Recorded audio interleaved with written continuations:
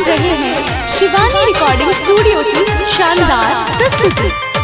कमल के फूल बाग मैया बड़ निक लागै छो, बड़ निक लागै छो, बड़ निक लागै छो। कमल के फूल बाग मैया बड़ निक लागै छो। हे मैया हंस के सवारी कह के मिथिला में आबै छ। हे मैया मिथिला में आबै छ। हे मैया हंस के सवारी कह के मिथिला में आबै छ।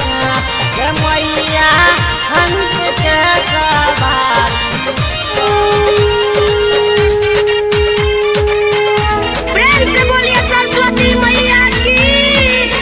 भक्तन के कह दे मैया तू बेरा पार गे, पार गे। हमारो बदल दे मैया तू तक धीर गे, तू तक धीर गे, तू तक धीर गे।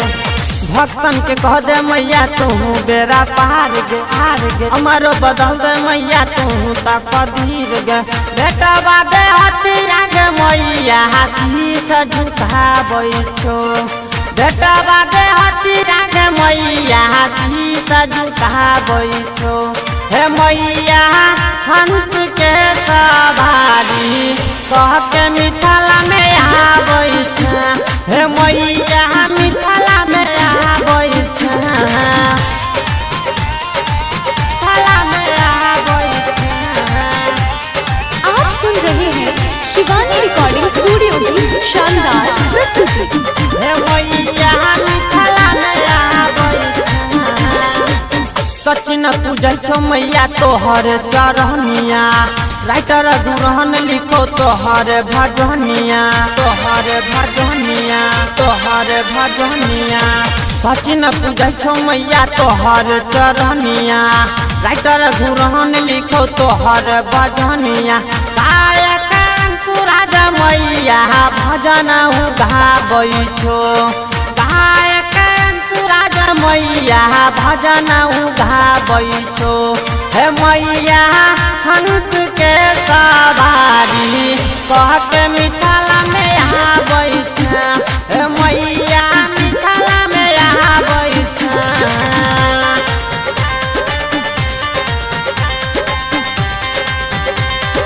मिथिला में आबै छ।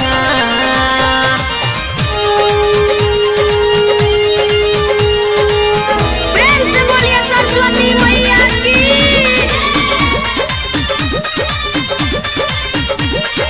कमल के फूल बाग मैया बड़ निक लागै छो, बड़ निक लागै छो।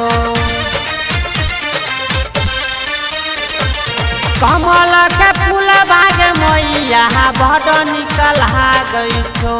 हे मैया हंस के सवारी कह के मिथिला में आबै छ। हे मैया